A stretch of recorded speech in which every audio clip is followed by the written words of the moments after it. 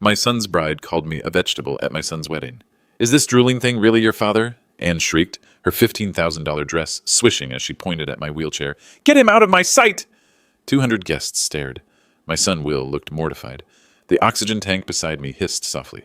I didn't flinch, didn't beg, just sat there, letting her words hang in the air like poison. Here's what that beautiful bride didn't know. I'm worth $53 million. The wheelchair? Fake. The oxygen? Theater prop. The trembling hands? $200,000 of Hollywood special effects. I'm Denzel Washington, retired effects artist, and I'd been testing her character for months. She was failing spectacularly. What happened next would make her perfect wedding day crumble like a house of cards. But first, let me tell you how we got here. It started 6 months ago when Will announced his engagement. I was genuinely happy for him. My boy had found love with Anne Hathaway, a healthcare administrator from Beverly Hills. Smart, successful, beautiful. Everything a father could want for his son. Except for one small problem. She thought I was broke. You see, after my wife died 3 years ago, I'd been living simply. Real simply. Studio apartment in Van Nuys, 10-year-old Honda Civic, Walmart clothes. I'd stopped talking about my old Hollywood career, my patents, my investments. Grief does that to you sometimes. Will knew I'd worked in special effects, but he had no idea about the money. The $53 million came from selling my effects company to Disney in 2019. Patents for breakthrough prosthetics technology. Royalties that still rolled in every month. I kept it quiet.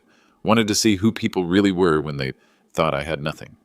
Anne failed that test immediately. Our first dinner together was at some trendy place in West Hollywood. She kept checking her phone, barely looked at me. When the waiter asked about wine, she said, "Whatever's cheapest. We're paying for Denzel, too." Will looked embarrassed. I said nothing. During dessert, Anne leaned forward with fake concern. "So, Denzel, Will says you're between jobs? Have you considered senior services? There are programs for people in your situation, my situation, like I was some charity case." "I'm managing fine," I said quietly. "Well, we want to help," she continued, her voice dripping with condescension. "Maybe we could find you a nice assisted living place.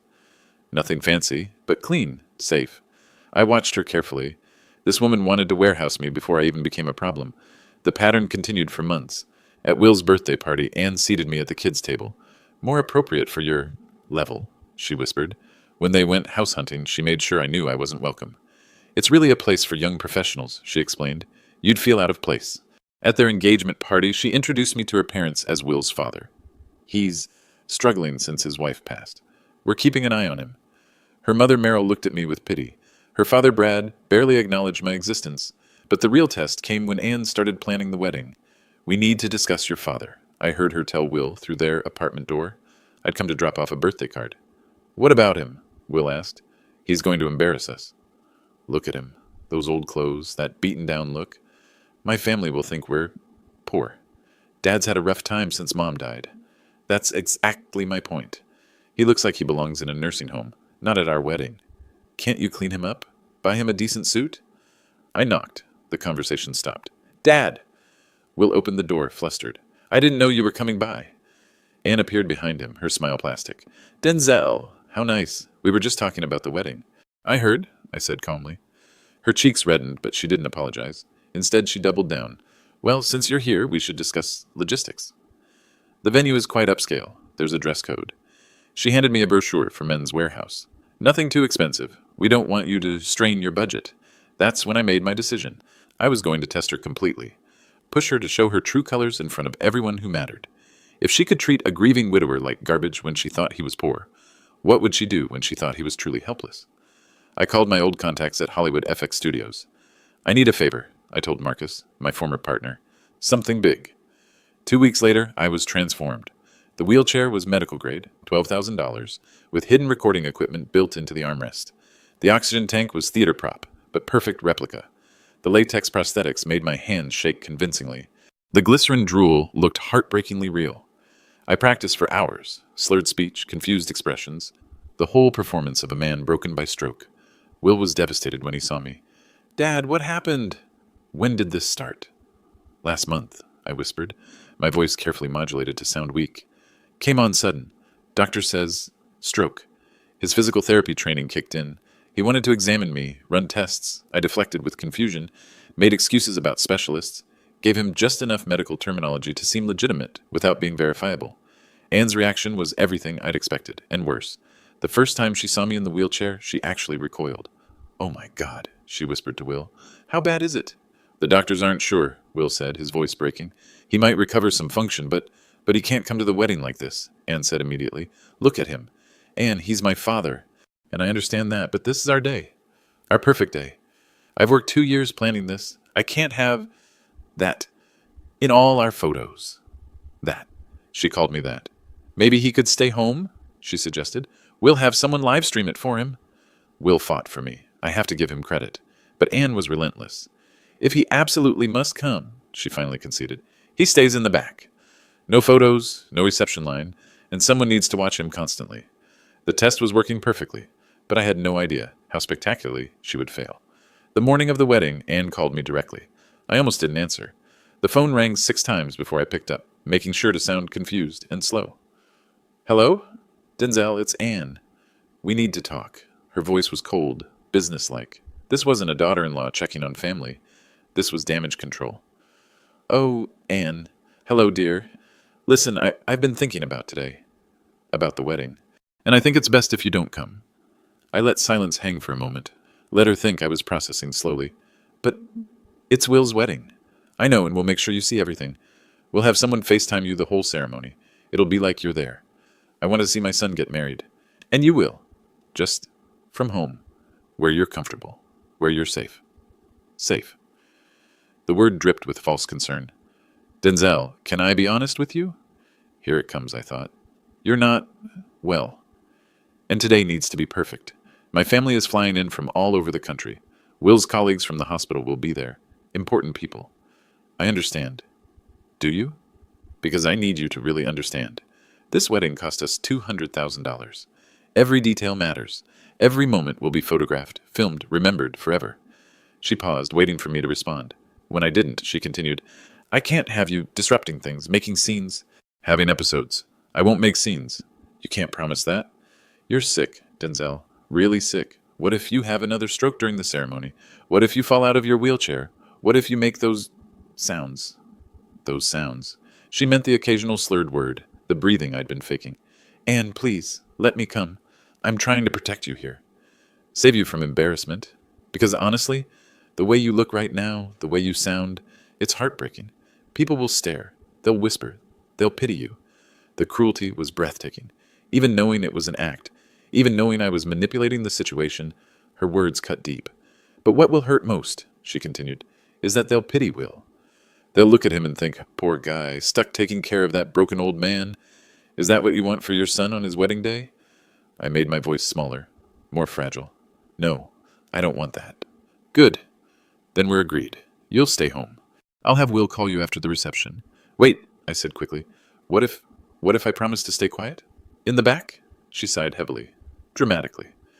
"Denzel, I don't think you understand how you look right now. Have you seen yourself lately? Really seen yourself?" You look like death. Your clothes hang off you. That drool situation is disgusting. Your hands shake constantly. You can barely form complete sentences. Each word was a calculated blow. My guests will be horrified. They'll spend the whole ceremony distracted, watching you instead of us. Some of them have never seen anyone in your condition. Condition like I was contagious. And honestly, it's not fair to Will either. He's been stressed about you for weeks, worried sick. Today should be about joy, not this." I could hear her moving around, probably pacing her hotel room. "Plus, there's the practical issues. The venue has stairs. The bathrooms aren't fully accessible. What if you need assistance? What if there's an accident? An accident?" She was painting scenarios of me soiling myself at her wedding. "I've talked to Will about this. He agrees it's for the best." That was a lie. I knew my son. He would never agree to exclude his father. "He said that?" "Of course he did. He's thinking clearly, which is more than I can say for you right now. You're not thinking about what's best for anyone. You're being selfish. Selfish. For wanting to see my only child get married. Look, I'll be direct, since you're not getting the hint. You're an embarrassment waiting to happen. A disaster in a wheelchair. And I will not let you ruin the most important day of my life." There it was, her true voice. No more fake concern or medical excuses. "Do you understand me, Denzel?" "You are not welcome at my wedding." I stayed quiet for a long moment, letting her think she'd won. "I understand," I whispered finally. "Good. I knew you'd see reason eventually. But Anne, What? I'm coming anyway. The silence stretched between us like a wire about to snap. Excuse me? Will is my son. I'm going to watch him get married. Like hell you are. Her mask completely dropped. The sweet, concerned daughter-in-law vanished, replaced by something venomous. If you show up at my wedding looking like that, I will have security remove you. I will make sure everyone knows exactly what kind of selfish, attention-seeking old man you really are. Okay? Okay? That's all you have to say? I'll see you at the wedding, Anne. I hung up. 10 minutes later, my phone exploded with texts. Threats, ultimatums, promises that she would destroy my relationship with Will forever if I dared to show up. I turned off my phone and finished getting ready. The custom wheelchair, the oxygen tank, the perfect prosthetic makeup that had taken 4 hours to apply. I looked in the mirror one last time. The broken old man stared back at me, glycerin drool glistening at the corner of his mouth. But behind those clouded eyes was $53 million in fury, and a plan that was about to change everything. I arrived at the Los Angeles Medical Center wedding venue at exactly 1:45 p.m. The irony wasn't lost on me. Anne had chosen a medical center for her wedding venue. The grand ballroom overlooked the children's hospital, a woman who worked in healthcare, getting married where sick kids fought for their lives, while she called disabled people disgusting. The venue coordinator, a young woman named Sarah, rushed over when she saw my wheelchair. Sir, are you okay? Do you need assistance? I let my head loll slightly, slurred my words just enough. Here for wedding, Will Smith and Anne. Oh, you must be the groom's father. Ms. Hathaway specifically mentioned you might need help. I bet she did. Sarah guided me to the very back row. Not just the back behind a pillar where I'd be completely hidden from the main ceremony. A folding chair had been removed to make space for my wheelchair. Ms. Hathaway thought you'd be more comfortable here, Sarah explained. Quieter, less overwhelming. More comfortable, right. As guests arrived, I watched them carefully. Anne's family filled the front rows, designer clothes, expensive jewelry, practiced smiles. Her father Brad wore a Rolex that cost more than most people's cars. Her mother Meryl clutched a Hermes bag like a shield. Will's side was different. His hospital colleagues, our old neighbors, family friends who remembered my wife. Real people with real jobs and genuine warmth. The contrast was stark. At 2:15, Will appeared at the altar. My son looked handsome in his black tuxedo, but I could see the tension in his shoulders. He kept scanning the crowd, probably looking for me. When our eyes met across the ballroom, his face crumbled with relief and concern. He started to walk toward me, but the wedding coordinator intercepted him. Places, everyone. We're about to begin, Will mouthed. I love you, Dad, from the altar. I nodded slowly, my hand trembling as I wiped fake drool from my chin. That's when Anne made her entrance. $15,000 of Vera Wang silk, diamond tiara that caught the light like stars. She was absolutely stunning, and absolutely cold. As she walked down the aisle, her eyes found me in my hiding spot behind the pillar. For just a moment, her perfect smile faltered. Her jaw tightened. She was furious that I'd come. The ceremony was beautiful. Traditional vows, exchange of rings. Will's voice cracked when he promised to love Anne in sickness and in health. I thought about that phrase, in sickness and in health. Anne had already shown what she thought about sickness. During the kiss, I made my final decision. I'd been on the fence about how far to take this. Part of me hoped she might show some humanity at her own wedding, some small sign that she could love my son enough to accept his disabled father. But watching her avoid looking in my direction for the entire ceremony told me everything I needed to know. She was ashamed of me, disgusted by me, even on what should be the happiest day of her life. My presence, hidden away like a dirty secret, still bothered her. I pulled out my iPhone, careful to keep it low. Opened my banking app. Wells Fargo Private Banking. Account balance, $53,247,891.43. Then I opened my contacts. Found the number I'd memorized weeks ago, National Disability Rights Network. The charity I'd been researching since this whole charade began. Their mission statement was beautiful. Ensuring dignity, opportunity, and equal treatment for all people with disabilities. I drafted a wire transfer. $500,000. Ready to send with one touch. But first, I wanted to see how much worse Anne could get. I didn't have to wait long. During the photo session, the photographer approached my corner. Should we get some shots with the father of the groom? Anne's voice cut across the ballroom like a blade. No family photos with him? He's not photogenic right now. Not photogenic. That's what she called her new father-in-law. Will started to object, but Anne grabbed his arm. Honey, look at him. Really look. Do you want those pictures in our album forever? I watched my son's face, saw him torn between loyalty to his wife and love for his father. Maybe just one or two, he suggested weakly. Will, no. I'm sorry. But no, this is our day, our memories. I won't have them ruined. Ruined. My presence would ruin their memories. That settled it. I opened the transfer app again, added another zero to the donation amount, $5 million to disability rights organizations. Then I started recording everything on my phone. Every cruel word, every dismissive gesture, every moment of her disgust. The test was complete. Anne Hathaway had failed spectacularly. Now came the results. The cocktail hour was my window. While guests mingled and sipped champagne, I rolled my wheelchair to the venue's business center. Sarah, the coordinator, helped me navigate. Just need to check email, I slurred to her. Son's medical insurance. Forms. She nodded sympathetically and left me alone. I had exactly 47 minutes before dinner service. First, I uploaded everything to the cloud. 4 hours of hidden camera footage from my wheelchair. Anne's phone call this morning, I'd recorded that too, perfectly legal in California's one-party consent state. Screenshots of my banking app showing the $53 million inheritance. Then I pulled up the disability rights organizations I'd been researching for months.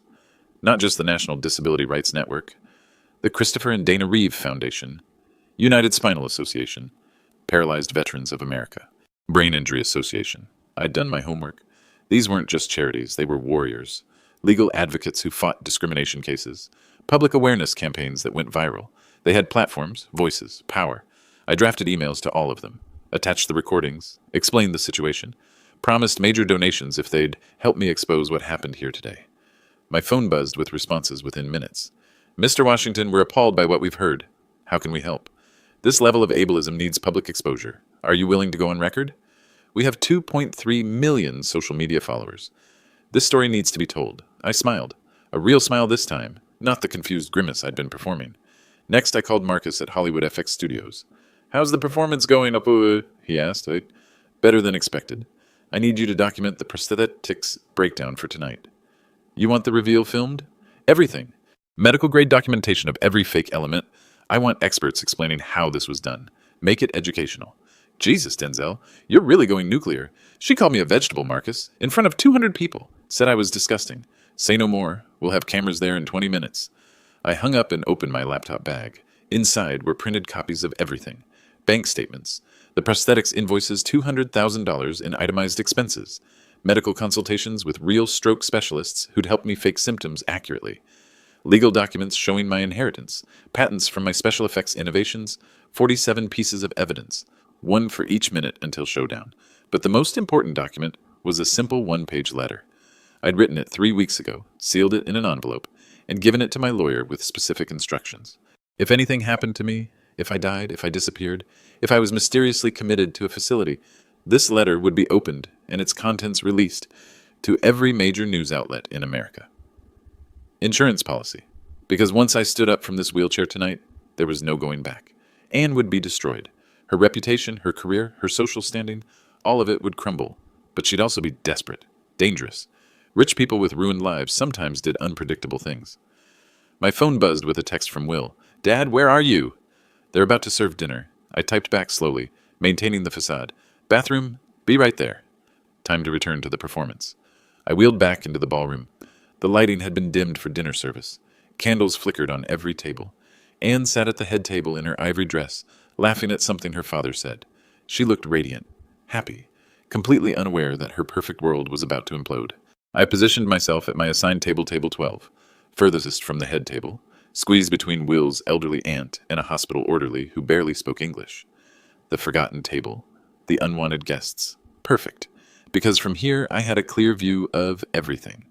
The microphone system for toasts, the photographers capturing every moment, the exit doors in case security tried to remove me, and most importantly, I could see Anne's face clearly. I wanted to watch her expression when the truth hit. Dinner was served at exactly 7 p.m. By 7:15, Anne would make her biggest mistake yet, and by 7:30, everyone in this room would know exactly who they were really dealing with.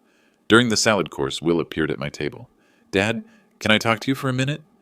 He knelt beside my wheelchair, his voice low and concerned. His physical therapy training was kicking in again. I could see him studying my posture, my hand tremors, the way I held my fork. How are you feeling? You seem different tonight. Different. My son knew me too well. Tired, I slurred carefully. Long day.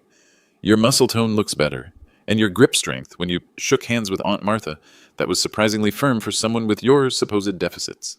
Will wasn't just my son. He was a licensed physical therapist with 8 years of stroke rehabilitation experience. He'd worked with hundreds of patients, exactly like the character I was playing, and he was starting to see cracks in my performance. Dad, I've been thinking. Your symptoms don't quite match your supposed diagnosis. The speech patterns are inconsistent. Your fine motor control is too preserved for someone with the brain damage you described. I let my eyes wander slightly, playing confused. Don't understand. And another thing, you said you had the stroke last month, but you're not on any visible medications. No blood thinners, no anti-seizure drugs. Your oxygen levels seem fine without the tank. He was good. Too good. Maybe we should get you examined by one of my colleagues tomorrow. Dr. Rodriguez specializes in... Will? Anne's voice cut across the ballroom. What are you doing over there? She approached our table, her wedding dress rustling with each step. Her smile was bright for the cameras, but her eyes were ice cold. Just checking on Dad, Will said, standing up. Well, stop fussing over him. It's our wedding day, not a medical conference. She grabbed Will's arm possessively. People are starting to notice. That's when I saw him. At the bar, nursing a scotch and watching everything with sharp eyes, stood a man I recognized from Anne's engagement photos. Her uncle Richard, Dr. Richard Hathaway, neurologist at Cedars-Sinai. Anne had mentioned him before. Uncle Rich is the smartest man in our family. He can spot a faker from across the room. Dr. Hathaway was studying me intently, not with pity or disgust like the other guests, but with professional curiosity. He'd been watching Will's examination, probably drawing his own conclusions. Our eyes met across the room. He raised his glass slightly, not in toast, but in acknowledgement. He knew. Maybe not everything, but enough to suspect that something wasn't right with the drooling man in the wheelchair. Will, seriously, Anne continued, her voice getting sharper, you're embarrassing us. Everyone's staring. I'm just concerned about... About what? He's fine. He's here, isn't he? Against my better judgment, I might add. That comment made Will stiffen. And he's my father. And he's ruining our reception with this whole... display. Look around. People can barely eat with him making those sounds. I wasn't making any sounds, but truth had never been Anne's strong suit. Dr. Hathaway moved closer, positioning himself within earshot. Maybe, Will said carefully, you could show a little more compassion. Compassion? Anne's mask slipped slightly. I've shown plenty of compassion. I let him come, didn't I? Even though he looks like death and sounds like a broken record player. Anne? No, Will. I'm done pretending this is normal. Your father is disturbing our guests. Dr. Hathaway was close enough now to hear everything. His expression darkened with each cruel word from his niece. Perfect timing, because what Anne said next would seal her fate forever. Anne's voice carried across the ballroom as dinner plates were cleared. Ladies and gentlemen, if I could have your attention... She stood at the head table, champagne glass raised, microphone in hand. The photographer positioned himself for the perfect shot. Will and I want to thank everyone for being here tonight. Your love and support mean the world to us. Polite applause rippled through the crowd. I watched from my corner table, oxygen tank hissing softly beside me. Before we begin the official toasts, I need to address something that's been challenging for us. My blood went cold. She was going off script. Many of you have noticed Will's father, Denzel, in his wheelchair tonight. What you might not know is that he's been struggling since his stroke last month. 200 pairs of eyes turned toward me. I slumped lower in my chair, playing the part of the embarrassed invalid. We debated whether he should come tonight. His condition is unpredictable, but Will insisted his father be here, and I support my husband completely. The lie rolled off her tongue like silk. However, I think it's important for everyone to understand that Denzel isn't quite himself anymore. The stroke affected his cognitive abilities. Sometimes he gets confused. Sometimes he makes noises he can't control. Dr. Hathaway moved closer to my table, his medical training clearly triggered by his niece's public diagnosis. So, if you see him struggling, please don't be alarmed. He's receiving excellent care, and we're exploring residential options. That might be better suited to his needs. Residential options. She was publicly discussing putting me in a nursing home. I just wanted everyone to know so there wouldn't be any uncomfortable moments during our celebration. She raised her glass again. To family in all its forms. The toast was hollow, patronizing, a masterclass in public humiliation disguised as compassion. But what happened next was perfect. As Anne sat down, pleased with her performance, a woman at table 6 stood up. I recognized her. Dr. Patricia Williams, one of Will's colleagues from the rehabilitation hospital. Excuse me, Dr. Williams called out, her voice carrying authority. I'm a neurologist, and I couldn't help but notice some inconsistencies in what you've described. The ballroom went quiet. Anne's smile froze. I've been observing Mr. Washington throughout the evening, and his presentation doesn't match typical post-stroke symptoms. His eye tracking is too coordinated. His posture control is remarkably preserved, and his oxygen saturation appears normal without supplementation. Dr. Hathaway stepped forward now, joining his colleague. I agree with Dr. Williams. I'm also a neurologist, and frankly, Anne, your description of your father-in-law's condition doesn't align with what I'm observing clinically. Anne's face flushed red. I don't think this is appropriate. What's not appropriate, Dr. Williams interrupted, is making public medical statements about someone without proper evaluation. Will stood up, confused. What are you saying? I'm saying, Dr. Hathaway said carefully, that either your father's recovery has been miraculous, or there's something else going on here. The room was electric with tension. Guests whispered among themselves. Phones came out. People were recording. Anne panicked. This is ridiculous. Look at him. He's obviously disabled. He can barely speak. He's drooling all over himself. She pointed directly at me, her composure completely shattered. I mean, just look at the man. He's a vegetable. A drooling, pathetic old vegetable who can't even feed himself. The words echoed through the ballroom sound system. Vegetable. She'd said it again, amplified for everyone to hear. But this time she'd said it in front of 2 neurologists, a physical therapist, and 200 witnesses. This time it was recorded on dozens of phones. This time there was no taking it back. Dr. Hathaway's face went white with horror. Anne Marie Hathaway, he said, using her full name like a disappointed parent. How dare you speak about any human being that way? Uncle Rich, you don't understand? I understand perfectly. And so does everyone else in this room. He turned to address the crowd. Ladies and gentlemen, what you've just witnessed is unconscionable. No person, disabled or otherwise, deserves to be spoken about like this. The ballroom erupted in murmurs of agreement. Guests were visibly uncomfortable. Some were already heading for the exits. Anne looked around desperately, realizing she'd crossed a line she couldn't uncross. That's when I decided it was time to stand up. I reached down and turned off the oxygen tank. The hissing stopped. The ballroom went dead silent. Slowly, deliberately, I removed the nasal cannula, set it aside like discarded theater props.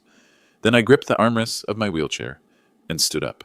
200 people gasped simultaneously. Anne's champagne glass shattered on the marble floor. Good evening, everyone, I said, my voice clear and strong. I'm Denzel Washington, and I have something to tell you about your beautiful bride. I walked to the microphone at the head table. My steps were steady, confident. The trembling hands were gone. The slurred speech had vanished. Anne backed away from me like I was a ghost. That's impossible, she whispered. You can't. You were the stroke. There was no stroke, Anne. There never was. I adjusted the microphone, looking out at the stunned faces. For the past 6 months, I've been conducting an experiment, testing the character of the woman who wanted to marry my son. Dr. Hathaway nodded slowly, understanding dawning in his eyes. The wheelchair cost $12,000. The oxygen equipment was rented from a medical supply company. The prosthetics, the trembling hands, the drool effects cost me exactly $200,000 from Hollywood FX Studios. I pulled out my phone, held it up. I recorded everything, every cruel comment, every dismissive gesture, every moment you treated a supposedly disabled man like garbage. Anne's face cycled through emotions, confusion, horror, rage, panic. You're lying, she said desperately. This is some kind of trick. You were sick. I saw you. You saw what you wanted to see. A burden, an embarrassment. Someone you could push aside and forget about. I touched my phone screen. Anne's voice filled the ballroom through the sound system. He looks like death. Your clothes hang off you. That drool situation is disgusting. You look like you belong in a nursing home, not at our wedding. Her own words, crystal clear, amplified for everyone to hear. Guests began standing up, some heading for the exits in disgust. Others stayed, transfixed by the unfolding disaster. You called me a vegetable, I continued, multiple times. You said I was disgusting. You tried to ban me from my own son's wedding. Will stood frozen at the head table, his face a mask of shock and betrayal. But here's what you didn't know, Anne. Here's the part that makes this really interesting. I pulled out a folded document from my jacket pocket. I'm worth $53 million. The number hit the room like a bomb. $53,247,891 to be exact. Inheritance from selling my special effects company to Disney. Patents on breakthrough prosthetics technology. Investments, real estate, royalties. I held up my phone, showing the Wells Fargo banking app. All of it was going to Will and his future family. A trust fund I'd been planning to announce tonight as my wedding gift. Anne's legs nearly gave out. She grabbed the table for support. Was going to Will, I repeated. Past tense. I opened my laptop on the head table, connected it to the venue's projection system. My banking interface appeared on screens throughout the ballroom. Because 30 minutes ago, I made some different arrangements. With everyone watching, I navigated to the wire transfer section. $5 million to the National Disability Rights Network, $2 million to the Christopher and Dana Reeve Foundation, $1 million each to United Spinal Association, Paralyzed Veterans of America, and the Brain Injury Association. I hit execute on each transfer. That's $10 million, Anne. Gone to organizations that fight for the dignity of people you called vegetables. The room erupted in gasps and whispers. The remaining $43 million will stay in a trust fund, but with new conditions. Will gets access only if he divorces you within 90 days. If he stays married to someone who treats his disabled people like garbage, the money goes to charity too. Will found his voice finally. Dad, I don't understand. Why would you do this? Test Anne like this? I looked at my son with genuine love and sadness. Because I needed to know who she really was. When she thought I was poor, she treated me like trash. When she thought I was disabled, she treated me like I wasn't even human. I turned back to Anne. You work in healthcare administration. You're supposed to advocate for patients. Instead, you called one a vegetable at your own wedding. Anne was crying now, mascara streaming down her cheeks. I didn't mean it. I was stressed. The wedding, the pressure, you meant every word. And now 200 people heard exactly what you think of disabled individuals. Dr. Hathaway stepped forward. Anne, I'm ashamed to call you family. What I witnessed tonight goes against everything we stand for as medical professionals. Uncle Rich, please. No. You've shown your true character, and it's ugly. I pulled up one more screen on my laptop. There's something else you should know, Anne. Remember when you chose this venue, the Los Angeles Medical Center? You thought it was just pretty. I gestured toward the windows overlooking the children's hospital.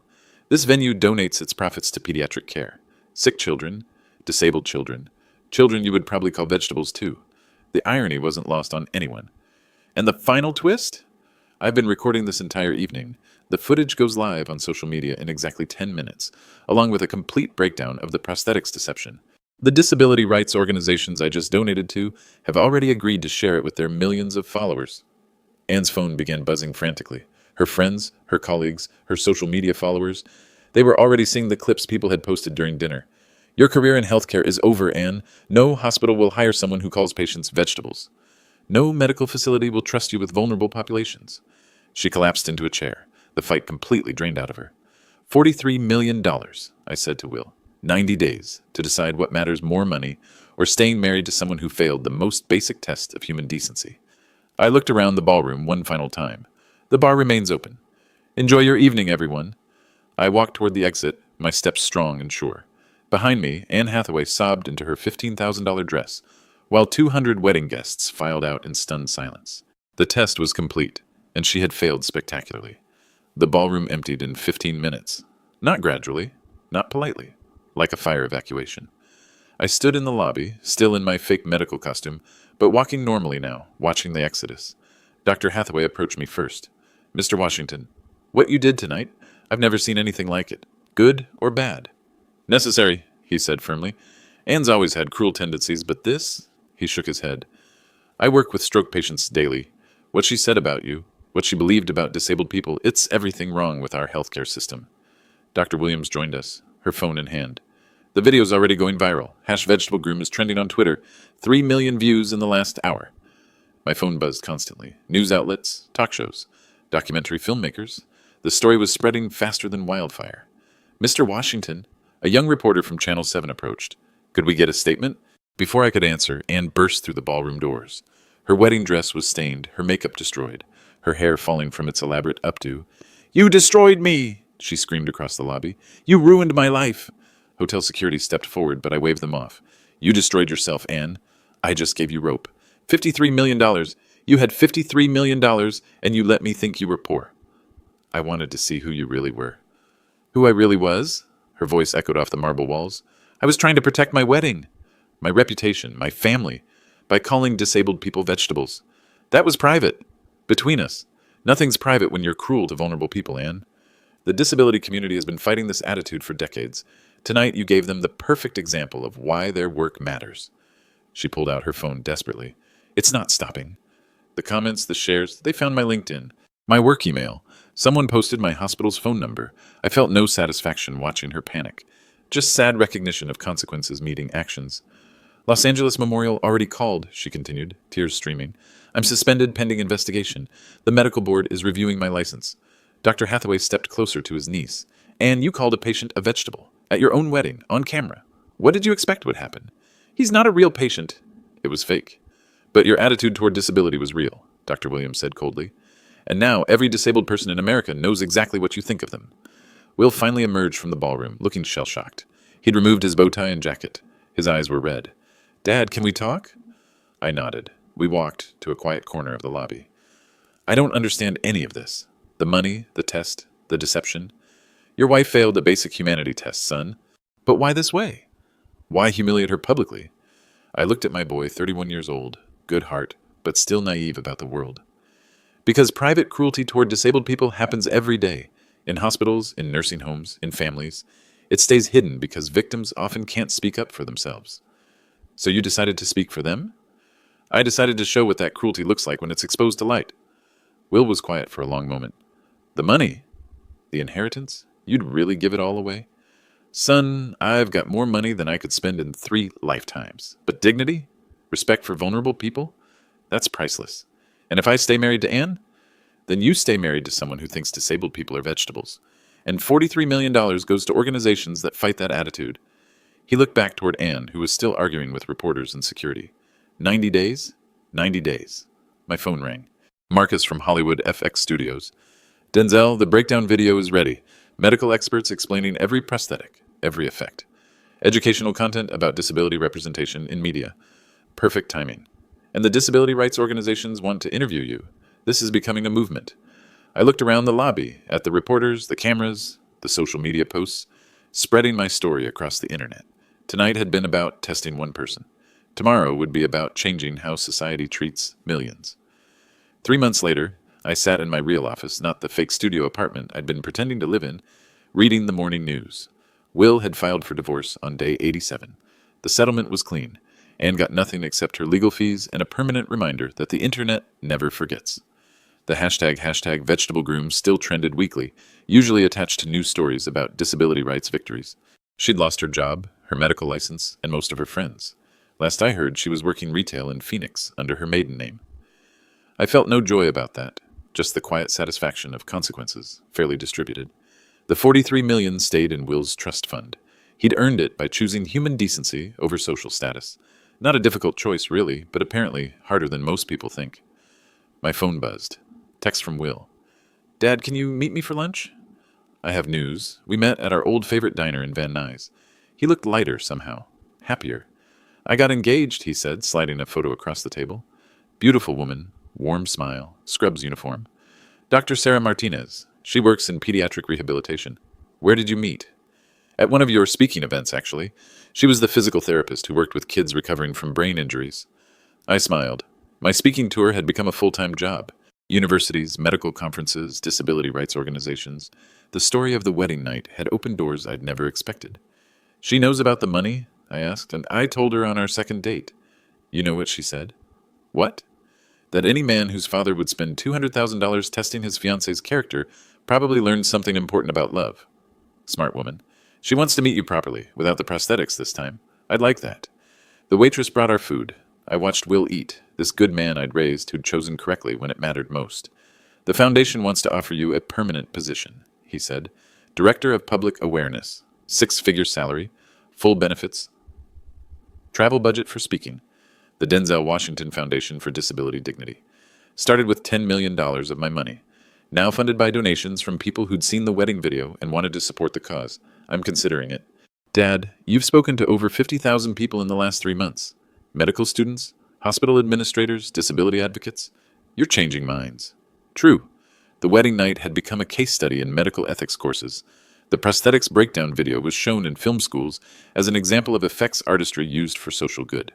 Most importantly, hospitals were implementing new policies about how staff discuss patients with disabilities. There's something else, Will continued. Sarah and I want you to walk her down the aisle. Her father passed last year.